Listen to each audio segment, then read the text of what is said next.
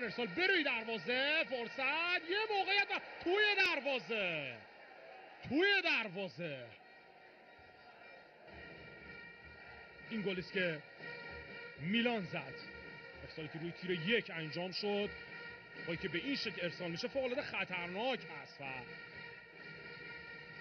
در حال به همون توپ هم دروازه مهدی رحمتی باز شد. پشت محوطه جریمه آتروویچ صاحب توپ هست. خود آتروویچ بازیکن سربستانی تیم پیکان. ارسال بروی دروازه، فرصت، یه موقعیت و توی دروازه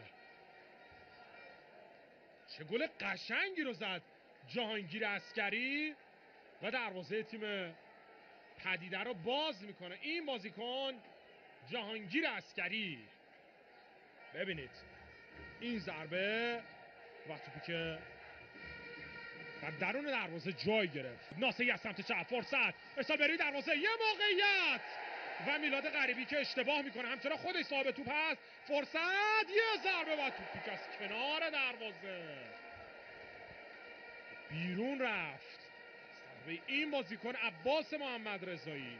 پشت محوطه جریمه اکبر صادقی روی پای راستش، موقعیت و ضربه میلاد غریبی که روی دروازه به بیرون رفت.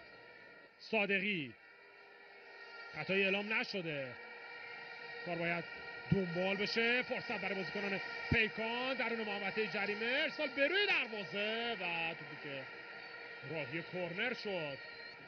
حرکتی که سید علی حسینی انجام داد و توپ رو مشتبه روشنگر به بیرون زد.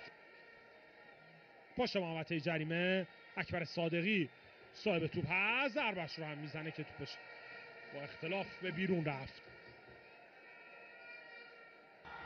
باز همین فرصت، یه پاس در عمق، آفساید هم اعلام نشده، یه فرصت درون محوطه جریمه و توی دروازه.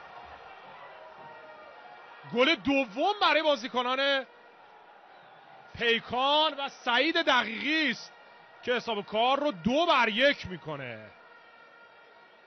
چقدر راحت جا موندن مدافعان تیم پدیده خراسان. ببینید اینجا یه دست هم گذاشت اما ضربه خوبی رو زد.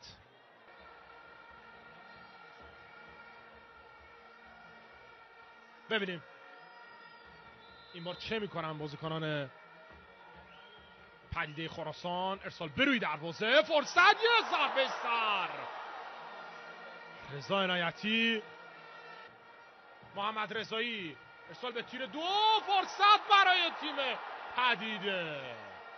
کوتاه عباس محمد رضایی، ارسال بروی دروازه و ضربه سری که به بیرون رفت. خب از اون اسپرهایی که در جام جهانی استفاده میشد اینجا هم داره استفاده میشه. بالاخره این همه صحبت شد، دست دوستان سازمان لیگ درد نکنه.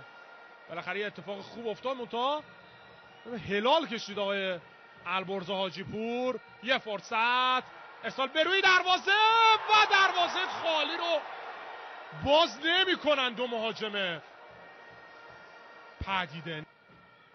میلان یووانوویچ، ضربه سر یونس شاکری، یه فرصت، چوپانی درون محوطه جریمه، رضا عنایتی، پراهیچ، یه فرصت، حالا شاکری و کجا زد ضربه رو یونس شاکری.